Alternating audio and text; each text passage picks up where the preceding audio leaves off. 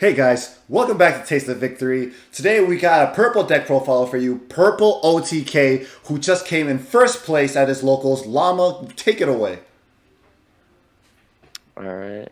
Well, I'm just gonna right into it. I guess first I'll talk a bit about the locals. It was 4 rounds, 10 people, went 3-1, beat Lord Knight, Security Control, and I forgot the other one, and then I lost to Purple Toolbox off of dying to Security, but it happens. So starting with the actual profile, starting with the eggs, 4 copies of BT5 Digimon. When you delete a Digimon, get 2000 DP for the turn. You're going to be hiding and raising pretty much the entire time. So you don't need more than 4 eggs, and you don't want to see another egg that isn't Gigimon because the DP boost is super important to make sure you don't die when you're making all your checks. And starting with the rookies, got 4 copies of Tapermon. Pretty standard for purple. On deletion, draw one. It's good early game to draw into your pieces or to draw into like the level that you need. And it gives you value when you start doing your combo and popping your Digimon. You can start drawing cards, which gives you value if you don't end up doing the OTK in one turn. You have more options for the next turn or to end the game right there. Next up, 4 copies of Guilmon. This card is super clutch for the OTK on deletion. If it was deleted by a card effect, gain a memory. So when you're using your like demonic disasters, it's essentially free with the Guilmon, which is really important. If you don't have a memory tamer up and your opponent's trying to choke the memory you use, being able to play demonic disaster for free is really good. Helps you extend your plays and like go for the OTK without worrying too much about how much memory you have. Next up, 4 copies of the starter deck Dracmon. On play, return a purple option that costs 1 or 7 memory. We run 4 copies because it's really important to grab our demonic disasters from trash if we mill it off security. Or with Dracmon and CresGarurumon, you can essentially just loop it by digibursting out Dracmon and playing it, and then grabbing demonic disaster and then using it and just like looping it like that.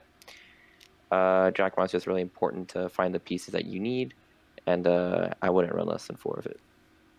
And to finish off our rookies, 2 copies of Candlemon, just your vanilla 2-drop rookie.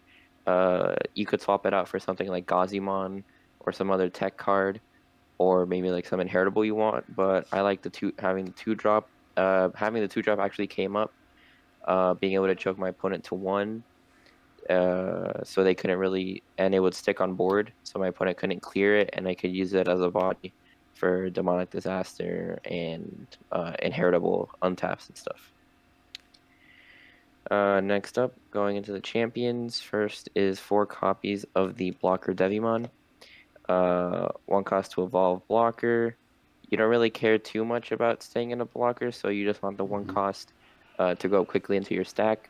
Ideally, you don't want to see this under your stack. You want to see it like, if you really need a blocker to not die, or playing it off Zwart or something. But so the 1 cost is good.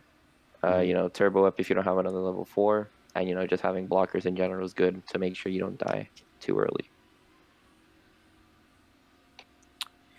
Next, 4 copies of Garurumon from BT2. Your turn, once per turn, when another Digimon is deleted, gain a memory. Is also really helpful to help fuel the demonic disasters and stuff. If you don't have a Guilmon, it gives you 1 extra demonic disaster to extend your plays, which is really big. And just in general, getting value off going for your OTK is always important. Next up, 4 copies, or to round off the champions, 4 copies of Black Growlmon. Once per turn, when another Digimon is deleted, gain security attack +1. This is really important because we're running the BT2 Metal Garurumon, which doesn't naturally have security attack +1. So this is important to give it that security pressure that it needs to pull off the UTK. And underneath the crest, it actually does come up because it takes 2 swings to burn all their security, which is really good. Makes it, the OTK comes up a bit earlier. won plenty of games off of, being able to OTK in 3 attacks instead of 4, which is what you normally need with Chris. Going into the ultimates, this one is very standard. 4 copies of Black CresGarurumon. We mostly play it for the inheritable. When attacking, delete one of your Digimon to unsuspend this Digimon. Right, it's necessary to actually pull off the OTK. But the Digiverse 3 does come up sometimes. Like if you have, let's say, like a Devimon or something, like an inheritable basically that you don't really need, and you really need the extra body, you can use a Black or Growl Digiburst. You're not always going to use it, but it's always nice to have the option available. And then rounding off the ultimates, 4 copies of the BT2 CresGarurumon. No main effect, but it has the same inheritable as Black CresGarurumon. Before I tested with a 2-cost vanilla, but not seeing anything or seeing anything other than the inheritable untap just felt really bad because it means you wouldn't really be able to go into the combo. And this deck it really focuses on going into the combo as your win con, because without it, you're kind of just like a weird deck, doesn't really do much. You just kind of untap, but uh, right with the inheritable untaps, you can extend your combos. You can actually go for your OTKs and do well. Going into the megas, 4 copies of the starter deck CresGarurumon. If you don't know what it does, it naturally has security attack +1. And Digiburst 2, play a Digimon or play a level 3 purple Digimon from your trash without paying its memory cost. It does activate on play effects, which is why it's really good with the Dracmon, because you can loop your 1-cost options. This is the main one you want to see. It's 4 to evolve, which means it's sometimes slower, but I think naturally having the security attack +1 is really important. And having the Digiburst came up playing against security control to play around Ultimate Flare. Um, and also, just being able to OTK without needing the Black Ramen and Source. Or if you have the Black Ramen and Source, being able to OTK even earlier. Uh, really strong. And to back up Chris, we also have the BT2 Melga, which has when attacking, play a level 3 purple Digimon from your trash without paying its memory cost. Not once per turn, so every time you attack, you play a Digimon, but you don't activate on play effects, which is why it's not as good with the Dracmon. But if you have like a bunch of demonic disasters in hand, it's really good to just keep attacking and keep swinging and putting on pressure. And it can also help you kind of build up a board, um, right? Because you essentially just spawn a body each time. So if you already had other Digimon, you don't need to delete them. You can just use like what you spawn off Metal Garurumon as fodder for it. That's it for the level 6s. One change I'm considering is running like 1 copy of Tactimon, which has a pretty strong effect when alone, which you mostly are with this deck. And since you have like your untaps, even if you have one other Digimon, you can delete it to restand, gain the effects again, and gain all the effects. Can help against like Lord Nightmon, but I haven't tested it yet because I really want to focus on the OTK style of the deck, right? And just really kill your opponent 1 turn. And if you're playing cards that aren't really helping you do that, it doesn't feel as worth to actually play the deck. Yeah. Finish off the Digimon, 2 copies of Zwart. It's just a really strong level 7. If you don't manage to pull off the OTK, if they have like too many blockers or something, you can just go into Zwart uh, and get 2 more bodies out. So your opponent's kind of pressured to do something because normally, if you have to go into Zwart, you're leaving them at like 1 or 0 security, so you don't have to worry. So they have to like struggle to actually clear your board. And actually against security control, it came up, put it on top of a full stack with the Black Growlmon and one of the inheritables. So it would swing for 4 checks. Gimon was swinging 17k, which even dodge Transcendent Sword, which against security control was really big because it was a body that essentially just wouldn't die unless he had a Gaia Force for it. That's it for the Digimon. Going into the options, we run 4 copies of Demonic Disaster. Before I was running 3, but I realized that Demonic Disaster is literally your win con, so you want to always see it. And even at 4, a lot of the times I'd be missing it to finish off the game, which felt really bad.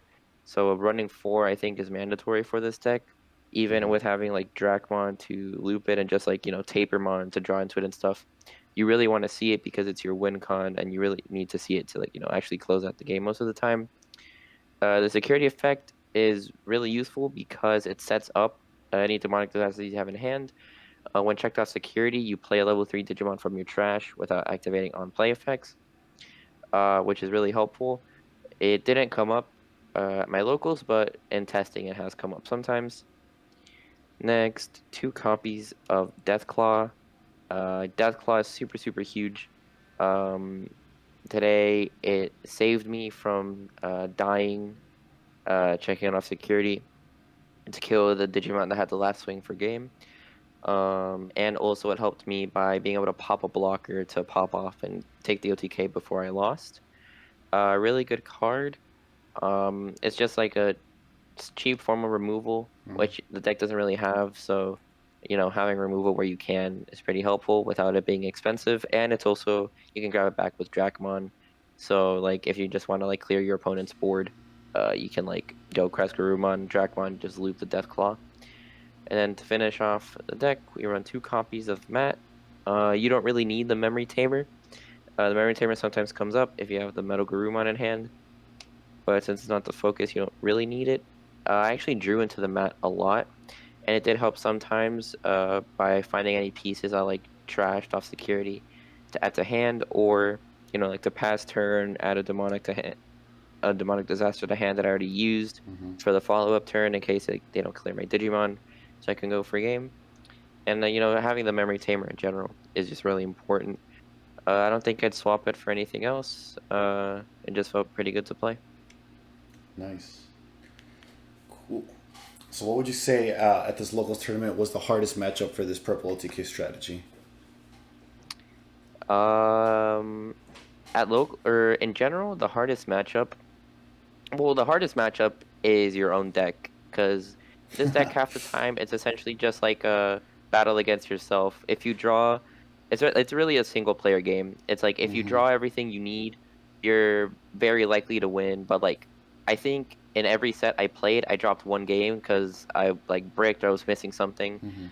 Um, and also randomly dying off security just sets you back horribly because you don't have jamming. I The 1 game I dropped was because I died to Zwart off security. Happens, but Yeah, can't really do much about it. definitely. But aside from that, like the actual hardest matchup is definitely security control because it's the deck you have like the highest chance of blowing up into security. In my match against it, I got really lucky with the CresGarurumon. I think it uh popped like 6 to like 8 security without dying That's because amazing. there was just nothing in security. Yeah, so I was able to just push through, um, and just like really put a lot of pressure. Crest is also really good because you can digiburst away your smaller sources, so you play around Ultimate Flare. And if you, for whatever reason, don't have like a Gigimon source, you dodge Transcendent Sword if they don't have an Omnimon or Greymon, which is really big. But yeah, it's just like this deck, like once you get the OTK going, it feels really good. But if the OTK is interrupted by like anything, like just like dying in security, you're Yeah, pretty much screwed. definitely. Because it takes way too long to reset, and your opponent can just take advantage of when your stack dies, so just play out a bunch of Digimon and push for lethal while you're still building up and raising. Yeah, definitely. So yeah, that was definitely the hardest matchup. I got lucky. Um, I checked Deathclaw to not die, and then I like swung with like 4 Digimon and didn't check any options. So really, I got lucky. It probably shouldn't have won the game, but we take the wins that we can get. Yeah, definitely. So, you want to go ahead and walk us through your other matchups that you also had today? Matched up against Lord Nightmon round 1, which didn't feel too bad at all. Yeah, were you not scared It going wasn't into it? running. Not really, because I think one of the biggest factors is that people don't really know how to play into the deck. Like even after seeing the OTK pop off once, it's still kind of weird to play around. Um, the good thing is that I was able to play it kind of slow. One of the matches I actually won by like clearing his board because he went like Lord Nightmon and then had 2 blockers, but I just like kept swinging into the Lord Knight until it eventually died with the Crest, which was really big. And then the other game was just I just set up the OTK and he kind of just couldn't do anything about it. It wasn't running Sakuyamon, which definitely hurts this deck a lot. Which I was fortunate that he wasn't running the Sakuyamon. And then into the purple toolbox, felt pretty. I mean, it felt pretty good, but game one, I couldn't find a champion in time, so I just kind of got rushed down and died. And then game three, or no, game two, I had the OTK set up, but I checked his word off security and just kind of died, so I couldn't really do much about that. Yeah. And then the other match, or well, security control, I already talked about. And the other match, I'm blanking super hard on what the matchup was, but uh, oh wait, no, it was. Oh wait, no, it was Don Devimon is what I played against as well, which Don Devimon is like a significantly slower deck, so it gives you a lot of time to like get your pieces set up. So that one didn't really feel like a struggle either. Cool. Great. And yeah, that's about it. All right. Awesome. Well, it sounds like a really good, fun deck to play. Congratulations on your locals wins. Is there any closing thoughts you want to give to this deck profile? Uh, Any the deck changes is you would make funny. maybe after your experience? Um, I think I mean, yeah, I think Tactimon could work. I was also Cool. the Zwart came up a bit, but Yeah. you could consider cutting the Zwarts for like something else if you really wanted to. Yeah. 'Cause like it comes up, but as a two, it won't come up all the time. So that's definitely like something you can consider swapping. But for the other ratios, I think I like everything as it is. You could also go like 3-3 of the megas if you wanted to, or like I said before, you could test running Tactimon as another kind of mega that kind of is like more mid-range and can help you set up the OTK if you're like really behind and need to catch up. Definitely. That makes a lot of sense. All right. Well, cool. Thank you so much for joining us for this deck profile, Lamo. Congratulations again on your first place victory. And we will see you guys hopefully in the next deck profile. Remember to stay hungry until you get a taste of victory.